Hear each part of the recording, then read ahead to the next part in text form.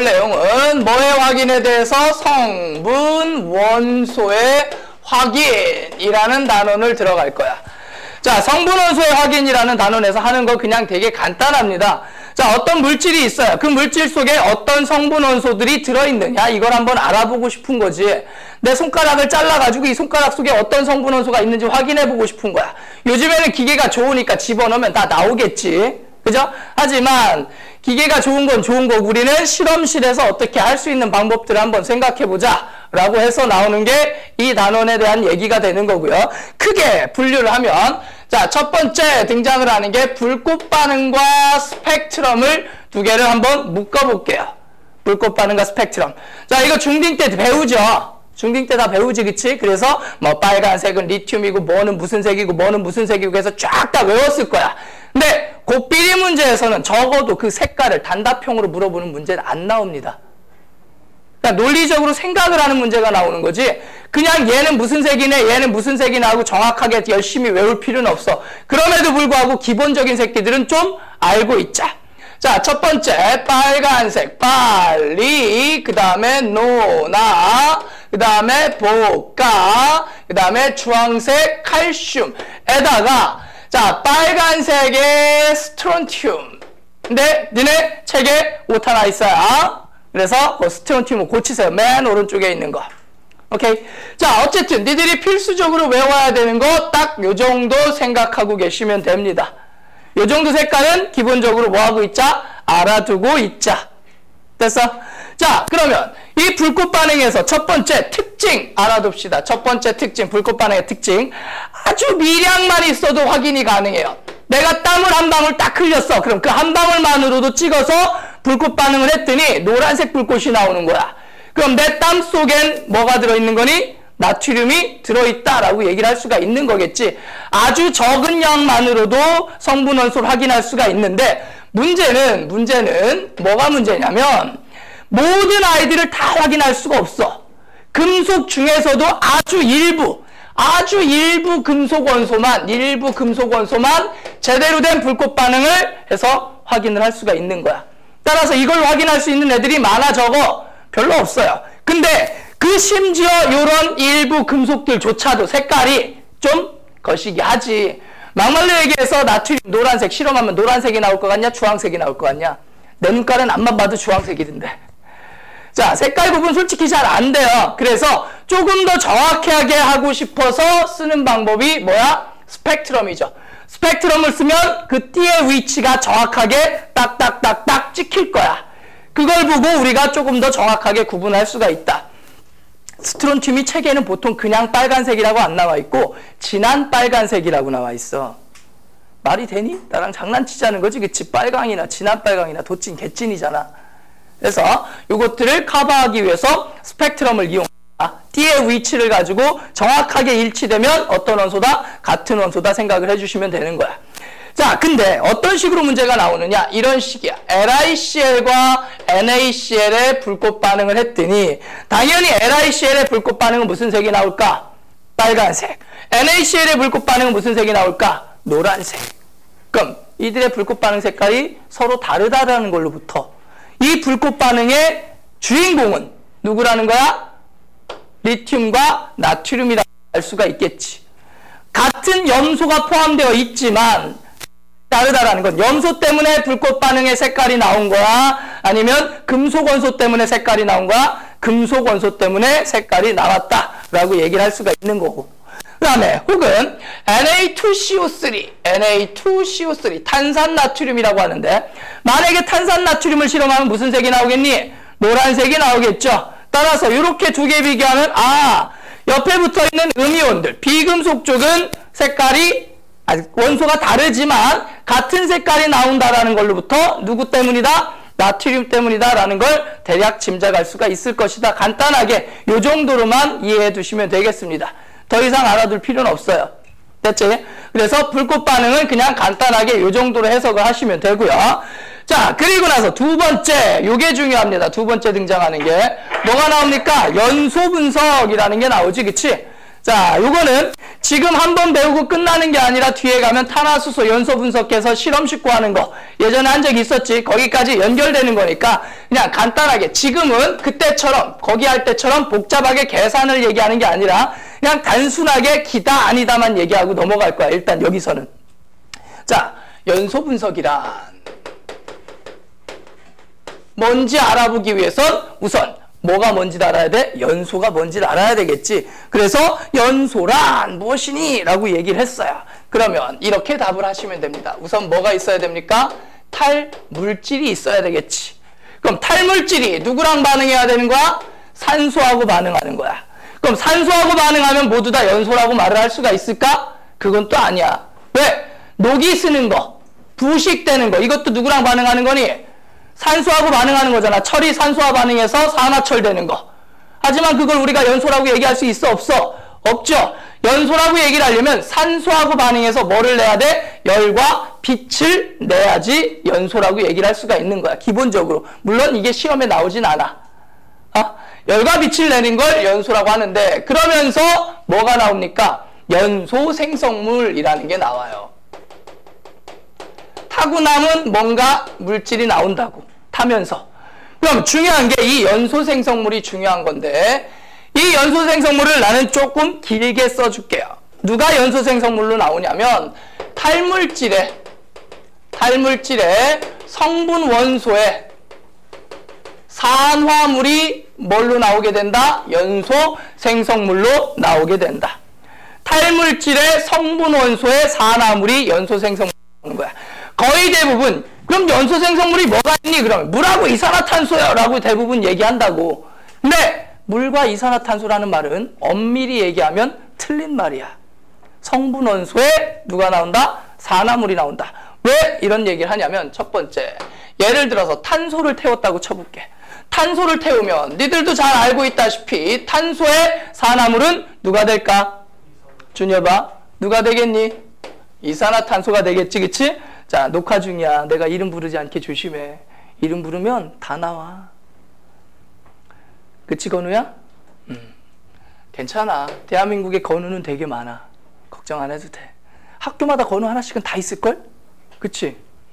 어디 학교 다니지 너? 양면 건우? 알았어. 자, 몇 반이야?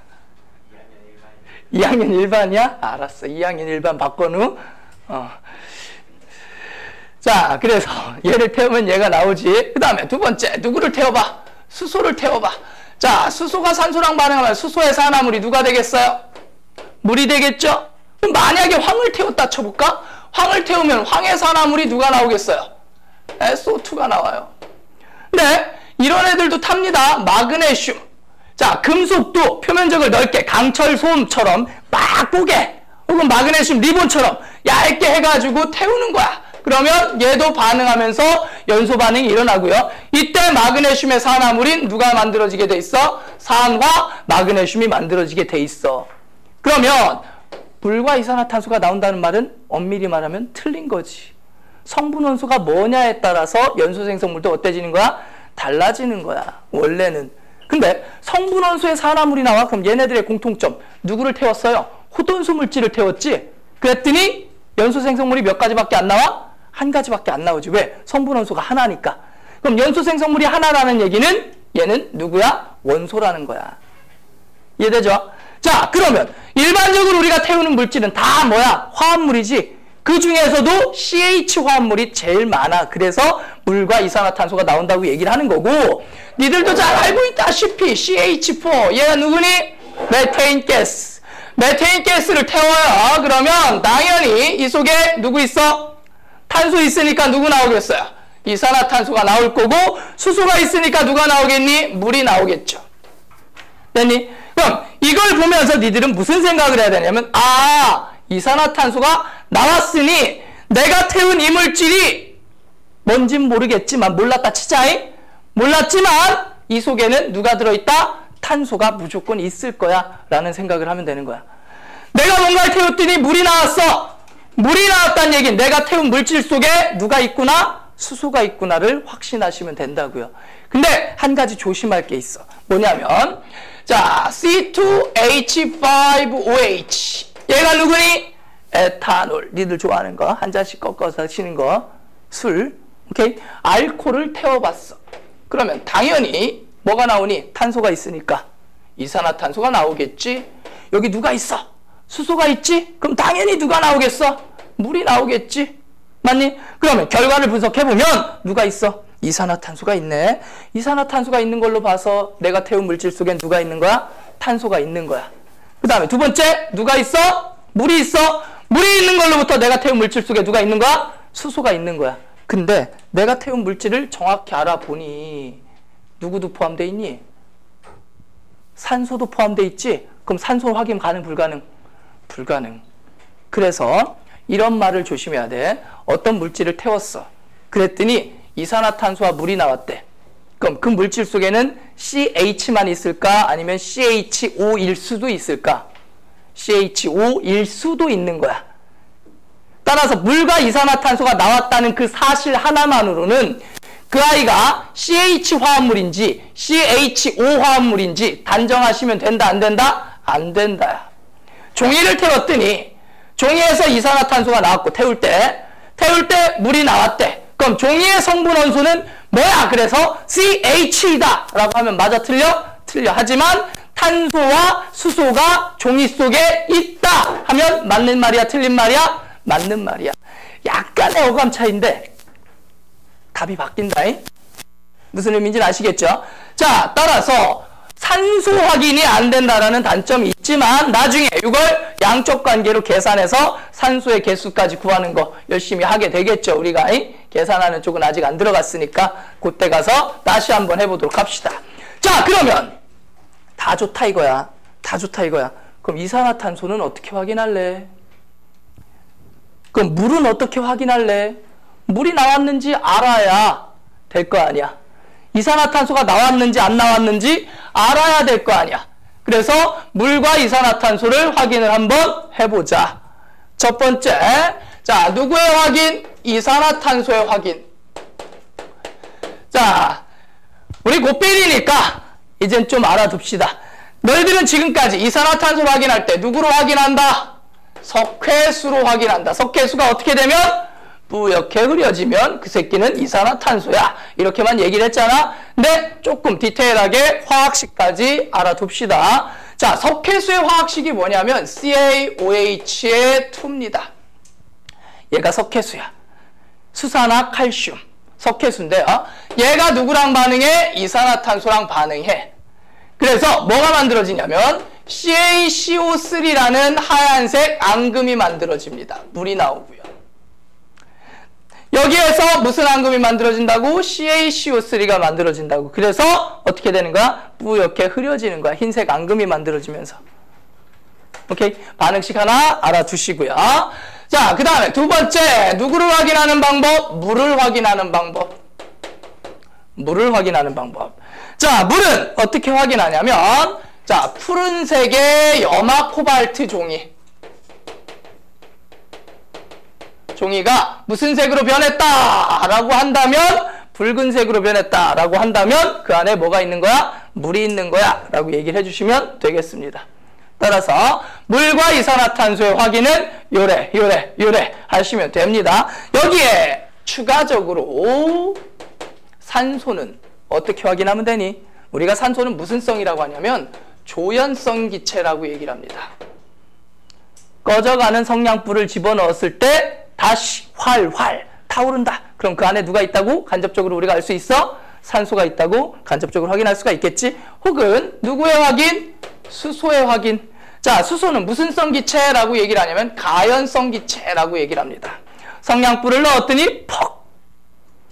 이런 얘기 나오면 일반적으로 시험에선 대부분 뭐야? 수소죠. 근데 수소만 성냥불을 넣으면 퍽 할까? 아니야. 가스 종류는 다 그래. 궁금하면 한번 해봐.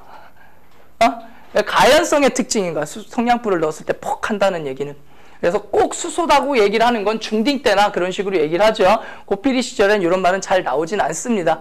하지만 대략 알아는 두셔라. 자, 그리고 나서 학교에 따라서 간혹 가다가 이거 가지고 장난질을 치는 분들이 계세요. 그래서 요 정도는 하나 더 알아두자. 뭐에 대한 얘기? 앙금에 대한 얘기.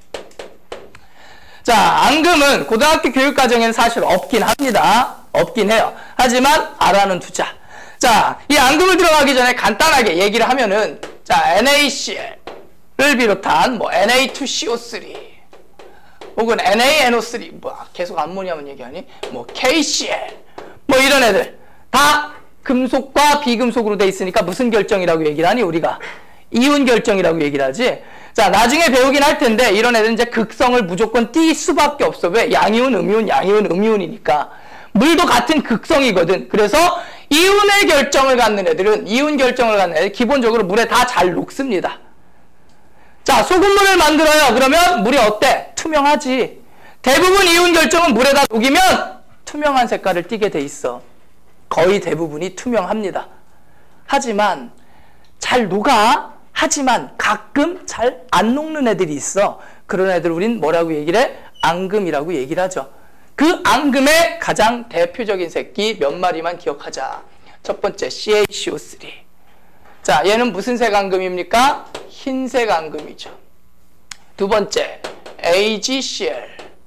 얘는 무슨 색 앙금이야? 흰색 앙금입니다. 그 다음에 요거까지만 기억하자. AgI. 얘는 앙금인데 무슨 색 앙금이냐면 노란색 앙금입니다. 자, 중딩 때 이거보다 훨씬 더 많이 외웠을 거야. 하지만 이 정도만 기억해도 충분합니다. 그럼 반응식은 대략 어떤 식이냐? 이런 식이야. 자, NaCl에다가 뭐를 집어넣었대요? AgNO3, 질산은 수용액을 넣었대요. 그랬더니 크로스 하겠죠? 다 이온 상태로 물속에 녹아있는 거야. 다 녹아있어요. 근데 Ag하고 Cl하고 부딪힐 때마다 AgCl이 만들어지는데 AgCl은 물에 녹아 못 녹아? 못 녹아. 그러니까 AgCl이라는 앙금이 만들어지고 NaNO3는 그대로 물속에 녹은 채로 존재하고 있을 거야. 따라서 물이 뿌옇게 흐려지는 사건이 발생을 하겠지. 그래서 일반적으로 이 AgNO3라는 새끼가 등장하면 누구 검출? 염화이온 검출하는 데 쓴다라고 생각을 하세요. AgNO3가 누구를 만나면? 염화이온을 만나면 흰색 앙금을 만들죠. 그래서 염화이온이 있는 곳에다가 AgNO3를 넣으면 흰색 앙금이 만들어져요. 이게 거의 주로 출제가 됩니다. 물론 AgI 같은 노란색 앙금이 만들어지는 경우도 있어. 이 밖에도 더 있어. 하지만 주로 시험 결과적으로 얘기를 하면 주로 이걸 확인할 때 얘를 많이 쓰더라라는 얘기죠. 됐어? 자, 그래서 어떤 성분 원소들이 들어있는가를 확인하는 것들은 대략 고등학교 교육 과정에서는 이 정도만 알아두시면 되겠습니다. 오케이? 그래서 내용 정리 여기까지 하고 문제 잠깐 몇 가지 확인을 해보도록 할게요.